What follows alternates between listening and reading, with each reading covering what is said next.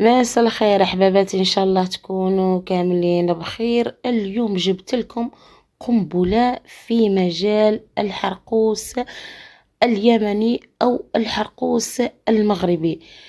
في الحرقوس المغربي، لا استغفر الله، في الحرقوس اليمني يسموه الخضاب اليمني، ولكن هنايا تختلف بين الحرقوس اليمني فقط في نسبة البخور اللي يعطينا النكهة.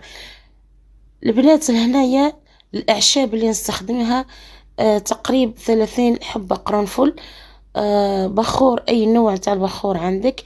الجاوي هذا الأحمر راه نوع من الجاوي، حبات نتاع لبان، وتقريبا 3 ملاعق كبار نتاع عفصة، والمسواك، المسواك الأحمر اللي نستخدموه في زينة المرأة، والحرقوس، ومجموعة من لي بارفان اللي عندك، يعني مجموعة من الروائح اللي عندك. أنا شخصيا نحبذ ريحة فيمينا، لأنه ريحة فيمينا تزيد لها ريحة قوية مع ريحة البخور. إن شاء الله تخرج التجربة فريدة من نوعها.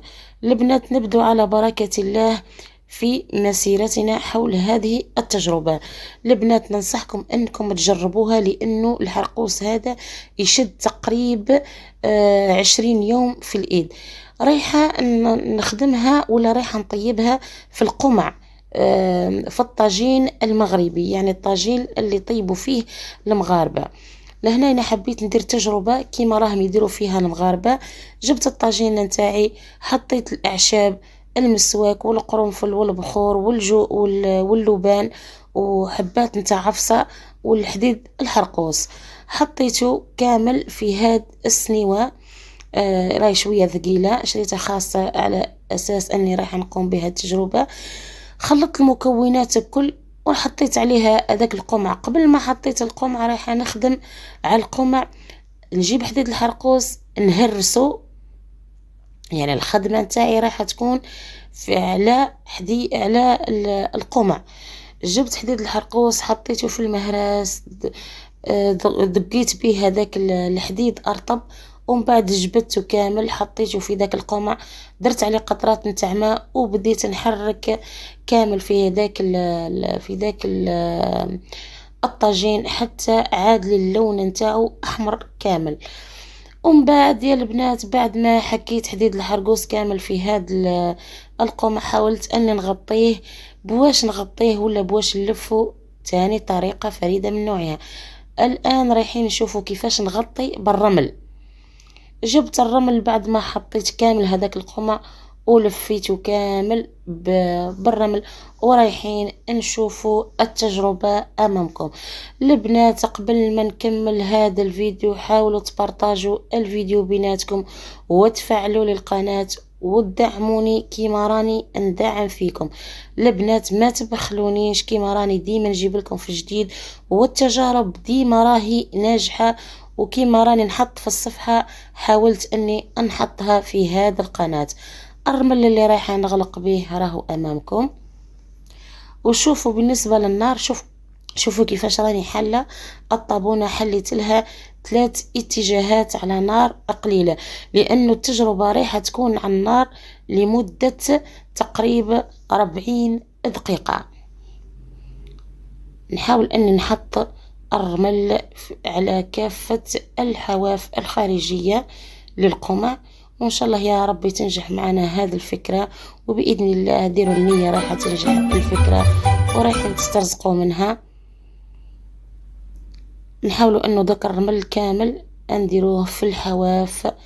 ملاحظة البنات انه نشوفوا في الحرقوس التونسي، يعني المغطى هذاك اللي نطيبوا به المدة ولا نطيبوا به الحرقوس، فيه اتجاه اللي نحطوا فيه الماء، بصح هذا ما فيه حتى اتجاه اللي رايحة تتحطي فيه الماء.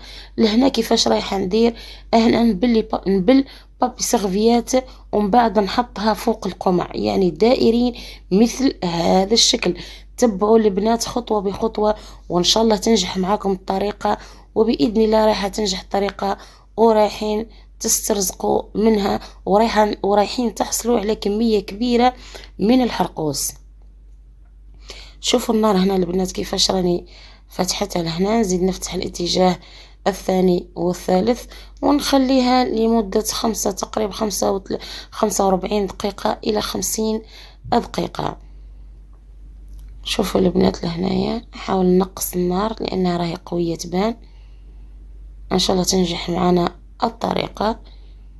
ملاحظة نزيد نذكركم بها البنات، حاولوا أنكم تبارطاجوا هذا الفيديو. ديري جام وفوتي. لهنا حاولت اني نسرع شوية الفيديو، تقريبا لهنايا فاتت ربع ساعة. نزيد في مدة الانتظار. هنا لقيت النار تقريبا طافية، حاولت اني نزيد لها في كمية الحرارة. البنات لهنايا حاولت اني نقص من التراب اللي فوق القمع. لهنا مازال ما حليتهاش البنات. نحاول اني نقص من التراب اللي راهي في الجوانب وننتظر. لهنا رانا تقريبا درت 35 دقيقة. نزيد لها 10 دقائق ومن بعد نحيها، وان شاء الله البنات تخرج معايا التجربة ناجحة ورايحين نشوفوها امامكم. زدت هنايا بليت البابي سيرفيات، خفت انه يتشقق لي هذا الطاجين. حاولت اني نبل البابي سيرفيات ونلفها دائريا حول هذا القمع. تقريبا بقات لها 5 دقائق ونحيها ونشوفوا التجربة امامكم. شوفوا النار لهنايا البنات. لهنا دوك نحاول اني نغلق على النار لاني تقريبا يعني حسيتها انه طبخت، حتى من الريحة ما شاء الله يعني نحي فيها، وريحة البخور خارجة من داخل التراب. شوفوا البنات التجربة ان شاء الله تنجح. فقط نتوما ما عليكم غير تكملوا الفيديو تشاهدوه من الاول للاخر. بالنسبة للبشرة الحساسة ما ننصحهاش انها تستخدم هذا الحرقوس لانه راح يكون حار، لانه نسبة القرنفل فيه طالع. البنات لهنا الحمد لله حاولت اني نفتح القمع. شوفوا ما شاء الله المدة راهي تبري من الداخل. شوفوا تقريبا رايحة نحصل على واحد 4 بايط ولا 5 بايط من هذا الإناء، لأنه الإناء راهو كبير ماهوش صغير. شوفوا المدة ما شاء الله راهي تبري تنزل نزيل. البنات نحاولوا انكم تبارطاجوا هذا الفيديو بيناتكم وتسترزقوا منه. رايحين نرسم تجربة صغيرة وتشوفوها في اخر الفيديو. دمتم رائعات البنات. بارطاجوا هذا الفيديو والسلام عليكم ورحمة الله.